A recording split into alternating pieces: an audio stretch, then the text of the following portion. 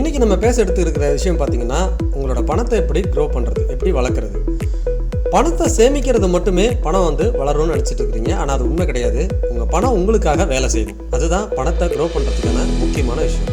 நீங்கள் சம்பாதிக்கிறீங்க, ஆனால் அந்த பணத்தை பெருசாக வளர்த்த மாதிரியே ஃபீல் இல்லை, க்ரோ ஆன மாதிரியே ஃபீல் இல்லை அப்படின்னா இந்த வீடியோ கட்டாயமாக உங்களுக்கானது தான். முழுசாக பாருங்கள். வீடியோட எண்டில் முக்கியமாக சில டிப்ஸும் நம்ம கொடுக்கலாம். உங்கள் பணம் சேவிங்ஸ் அக்கௌண்ட்டில் மட்டும் இருந்தால் அது வளரவே வளராது. ஏன்னா இன்ஃப்ளேஷன் காரணமாக ஒவ்வொரு ஆண்டும் உங்கள் பணத்தோட வேல்யூ குறைய ஆரம்பிக்கும். ஃபார் எக்ஸாம்பிள், இன்றைக்கி 100 ரூபா இருந்துச்சுன்னா சில ஆண்டுகளுக்கு பிறகு அந்த பணம் பார்த்திங்கன்னா 80 ரூபா மாதிரி தான் தெரியும்.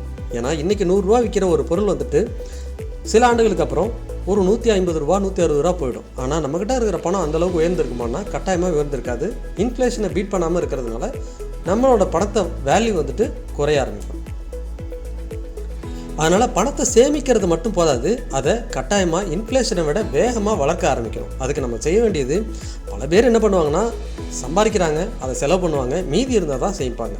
ஆனால் சக்ஸஸ்ஃபுல்லாக இருக்கிறவங்க என்ன பண்ணுவாங்கன்னா சம்பாதிச்சதை முதல்ல சேமிச்சுட்டு அதுக்கப்புறம் மீதி இருக்கிறத தான் அட்ஜஸ்ட் பண்ணி செலவு பண்ணுவாங்க. இப்படி இருந்தால் தான் சீக்கிரமாக உங்களோட பணத்தை அதிகபட்சம் வளர்க்குறதுக்கான ஆப்ஷன் இருக்கும். குறைந்தபட்சம் உங்கள் வருமானத்துலேருந்து ஒரு 20% சேமிக்க ஆரம்பிச்சிங்கன்னா சீக்கிரமாக உங்களோட கோல்ஸை அச்சீவ் பண்ணலாம். சிறிய அமௌண்ட்டாக இருந்தாலும் பரவாயில்ல. அதாவது கன்சிஸ்டன்ஸாக இன்வெஸ்ட் பண்ணுறது தான் இங்கே முக்கியமே ஒழிய அமௌண்ட்டு கம்மியாக இருந்தாலும் எந்த பிரச்சனையும் கிடையாது. சீக்கிரமாக முதலீடு பண்ண ஆரம்பிச்சிங்கன்னா நீங்கள் நினச்ச கோலை ஈஸியாக அச்சீவ் பண்ணலாம். கம்மியாக முதலீடு செஞ்சாலும் பெரிய பணத்தை உங்களால் ஈட்ட முடியும். மாதம் ஒரு 5000 இன்வெஸ்ட் பண்ணால் கூட 10, 20, 30 வருடங்களில் ஒரு நல்ல செல்வத்தை உங்களால் ஈட்ட முடியும். இதுக்கு காரணம் பார்த்திங்கன்னா காம்பவுண்டிங். பணம் சீக்கிரம் பணத்துக்கு மேலே பணம் வளர ஆரம்பிக்கும். ஆனால் குறைவாக முதலீடு பண்ணாலும் பரவாயில்ல, லாங் டைம் பீரியடில் அதிகமாக வெல்த்தை கிரியேட் பண்ணிட முடியும். ஆனால் நீங்கள் லேட்டாக முதலீடு பண்ண ஆரம்பிச்சிங்கன்னா அதிகமான பணத்தை முதலீடு பண்ண வரைக்கும் டைம் கம்மியாக இருக்கும். ஆனால் நீங்கள் பணம் அதிகமாக முதலீடு பண்ண வேண்டியிருக்கும். அதனால தான் எந்த அளவுக்கு சீக்கிரமாக முதலீடு பண்ண ஆரம்பிக்கிறீங்களோ அந்தளவுக்கு உங்களோட கோல்ஸை ஈஸியாக அச்சீவ் பண்ண முடியும். இதுக்கு முக்கியமாக இதுக்கப்புறம் பார்க்க வேண்டியது எங்கே முதலீடு செய்யணும் அப்படிங்கிறது அடுத்த கொஸ்டினாக இருக்கும். நீங்கள் பிகினராக இருந்தீங்கன்னா இன்ஃப்ளேஷனை பீட் பண்ணுற மாதிரி முதலீடு பண்ணணும்னா கட்டாயமாக ஒரு மியூச்சுவல் ஃபண்டில் எஸ்ஐபி பண்ணுறது தான் சிறந்த வழி.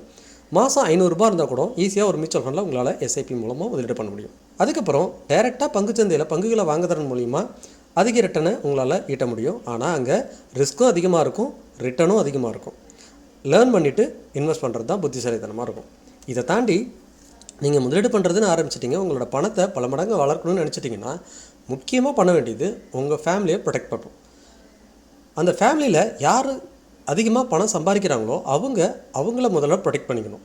ஒரு டேர்ம் இன்சூரன்ஸ் அவங்க பேரில் எடுத்து வச்சுக்கிறது மிகவே சிறந்தது. ஏன்னா அந்த பணம் ஈட்டக்கூடிய அந்த பர்சனே இல்லாமல் போயிட்டாங்க சில நேரத்தில். அப்படிங்கிறபோது எதிர்பாராத விதமாக எதனா ஒரு அன்சர்டனிட்டியில் அந்த பர்சன் இல்லை அப்படின்னா அதுக்கப்புறம் அந்த ஃபேமிலிக்கான பணம் வரவே இருக்காது. அதாவது சேலரின்னு ஒன்று இருக்காது, இன்கம் இருக்காதப்போ அவங்க முதலீடு பண்ணுறதுக்கும் பணம் இருக்காது, அவங்களோட கோல்ஸை அச்சீவ் பண்ணுறதுக்கு அவங்களோட பணத்தை வளர்க்கவும் முடியாமல் போயிடும். ஸோ அதனால் ஃபஸ்ட் ஆஃப் ஆல் நீங்கள் எல்லாத்தையும் பண்ணுறதுக்கு முன்னாடி ஒரு பர்சன்ஸ் அந்த ஃபேமிலியில் யார் அதிகமாக பணத்தை ஏர்ன் பண்ணுறாங்களோ அவங்க ஒரு டேர்ம் இன்சூரன்ஸ் எடுத்து வச்சுக்கணும். இதுக்கப்புறம் ரெண்டாவது விஷயமா, நீங்கள் எவ்வளோ தான் பணம் சேமித்து வச்சுருந்தாலும் சேவிங்ஸில் வச்சுருந்தாலும் ஒரே ஒரு ஹெல்த் இஷ்யூ வந்துச்சுன்னா அந்த சேவிங்ஸ் எல்லாம் அங்கே போய் கரையிறதுக்கு ஆரம்பிக்கும்.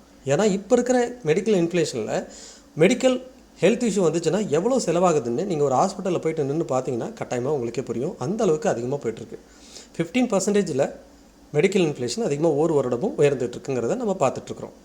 அதனால் கட்டாயமாக ஒரு ஃபேமிலிக்கு ஒரு குறைந்தபட்சம் ஒரு 10 லட்ச ரூபா காப்பீடு எடுத்து வச்சுக்கிறது மிகவும் சிறந்தது.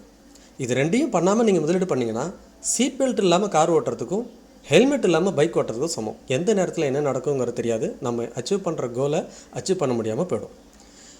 இதுக்கப்புறம் எல்லா பணத்தையும் ஒரே இடத்துல இன்வெஸ்ட் பண்ணாமல் டைவர்சிஃபை பண்ணி நம்ம இப்போ சொன்ன மாதிரி ஸ்டாக் மார்க்கெட், மியூச்சுவல் ஃபண்ட், அதுக்கப்புறம் இன்னும் வைப்பு நிதியிலையும் இன்வெஸ்ட் பண்ணலாம், கேரண்டீடு இன்கம் பிளான், அந்த மாதிரி நிறைய இடத்துல இன்வெஸ்ட் பண்ணி வச்சுக்கிறது பெட்டராக இருக்கும். முக்கியமாக இதுக்குள்ள தவிர்க்க வேண்டிய விஷயம் என்னென்னு பார்த்தீங்கன்னா, பர்ஃபெக்ட் டைமுக்கு காத்திருப்பீங்க.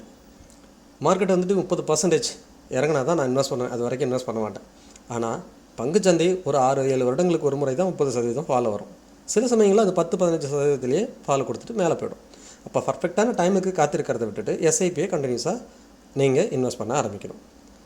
இன்கம் அதிகமாக ஆகிறப்போ செலவும் அதிகமாக பண்ண ஆரம்பிச்சிருவீங்க. இன்கம் கம்மியாக இருந்தப்போ எந்த அளவுக்கு செலவு பண்ணிங்களோ அதே அளவுக்கு இன்கம் அதிகமாக இருந்தாலும் செலவு பண்ணிங்கன்னா அதிகமான பணத்தை முதலீடு செய்ய முடியும். குறைவான காலத்திலேயே உங்களோட கோல்ஸை அச்சீவ் பண்ண முடியும். டிசிப்ளின் இல்லாமல் ஒரு மாதம் முதலீடு பண்ணுறது இன்னொரு மாதம் முதலீடு பண்ண மாட்டேன் அந்த மாதிரி இல்லாமல் கண்டினியூஸாக நீங்கள் இன்வெஸ்ட் பண்ண ஆரம்பிக்கணும். நல்லா நினைவில் வச்சுக்கோங்க, வெல்த் வந்துட்டு ஒரே நாளில் க்ரியேட் பண்ண முடியாது, கொஞ்சம் கொஞ்சமாக தான் பில்ட் பண்ண முடியும். அதனால் கட்டாயமாக இங்கே கன்சிஸ்டன்சிங்கிறது ரொம்பவே முக்கியமாக பார்க்கலாம். வெல்த்தை க்ரியேட் பண்ணுறதுக்கான முக்கியமான ஃபார்முலான்னா சிம்பிள் தான். Income, savings, investment, expenses. இதை நீங்கள் ஃபாலோ பண்ணாலே போதும். இன்கம்லேருந்து வர பணத்தை எடுத்து சேவிங்ஸில் போடுங்க, இன்வெஸ்ட்மெண்ட்டில் போடுங்க, அதுக்கப்புறம் இருக்கிற பணத்தை வச்சு எக்ஸ்பென்சஸை யூஸ் பண்ணுங்கள் உங்கள் ஃபேமிலிக்கு. இப்படி பண்ணிங்கன்னா கட்டாயமாக நம்ம நினச்சதை ஈஸியாக அடைய முடியும். இதில் முக்கியமாக 3 விஷயம்: ரெகுலராக இன்வெஸ்ட் பண்ணிக்கிட்டே இருக்கணும், கன்சிஸ்டண்ட்டாக இருக்கணும், பொறுமையாக காத்திருக்கணும். ஷார்ட்கட்டில் எதுவும் போய் பணம் சம்பாதிக்கணும்னு நினச்சிங்கன்னா கட்டாயமாக ரிஸ்கில் வரதுக்கான அதிகமான வாய்ப்பு இருக்குது. உங்கள் ஃபேமிலிக்கான ஃபினான்ஷியல் கோல்ஸை ஈஸியாக அச்சீவ் பண்ணுறதுக்கு ஏன் கூட நீங்கள் நேரடியாகவே டிஸ்கஸ் பண்ணலாம். அதுக்கு நீங்கள் செய்ய வேண்டியதெல்லாம் டிஸ்பிளே தெரியிற வாட்ஸ்அப் நம்பருக்கும் மெயில் ஐடிக்கும் தொடர்பு கொள்ளுங்கள். மறக்காமல் டெலிகிராம் சேனல் லிங்க் கொடுத்துருக்கேன், சர்ச் பண்ணி ஜாயின் பண்ணிக்கோங்க. அப்போ தான் நான் பண்ணுற இன்வெஸ்ட்மெண்ட்லாம் கரெக்ட் டைமுக்கு உங்களுக்கு ரீச் ஆகும். அப்படியே நம்ம சேனலை சப்ஸ்கிரைப் பண்ணுங்கள், லைக் பண்ணுங்கள், உங்களோட ஃப்ரெண்ட்ஸ் அண்ட் ஃபேமிலிக்கு ஷேர் பண்ணி மறக்காமல் பார்க்க சொல்லுங்கள். மீண்டும் ஒரு நல்ல வீடியோவில் சந்திக்கிறேன். உங்கள் கோவிந்த்.